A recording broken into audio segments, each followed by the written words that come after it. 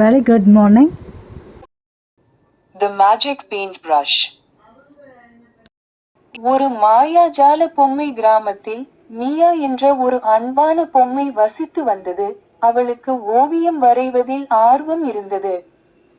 அவள் வரைந்த ஓவியங்களை நிஜ வாழ்க்கை பொருட்களாக மாற்றக்கூடிய ஒரு சிறப்பு வண்ணப்பூச்சு தூரிகையை அவள் விரும்பினாள். ஒரு நாள் அவளுடைய ஆசை நிறைவேறியது. அவளுக்கு ஒரு மந்திர வண்ணப்பூச்சு தூரிகை கிடைத்தது. மியா தனது நண்பர்களுக்கு அழகான விஷயங்களை உருவாக்க வண்ணப்பூச்சு தூரிகையை பயன்படுத்தினாள். கிராமத்திற்கு மகிழ்ச்சியையும் ஆச்சரியத்தையும் கொண்டு வந்தாள்.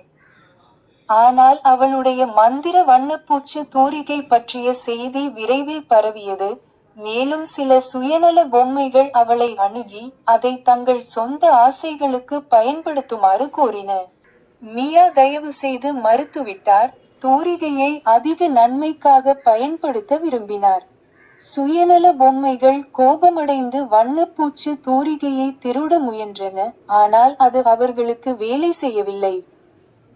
ஏனெனில் அது கருணை செயல்களுக்கு மட்டுமே பயன்படுத்தப்பட முடியும். மியாவின் கருணையும் தாராள மனப்பான்மையும் கிராமத்தை ஒரு அற்புதமான இடமாக மாற்றியது. மேலும் அவளுடைய மந்திர வண்ணப்பூச்சு தூரிகை எப்போதும் அவளுடைய இதயத்தின் உண்மையான நோக்கங்களுக்கு பதிலளித்தது. கதையின் நீதி: கருணையும் தாராள மனப்பான்மையும் அவற்றின் சொந்த உரிமையில் மாயாஜாலமானவை. நீங்கள் உங்கள் திறமைகளை மற்றவர்களுக்கு உதவ பயன்படுத்தும்போது உலகம் ஒரு சிறந்த இடமாக மாறும். Thank you and bye. Like, share and subscribe for more videos.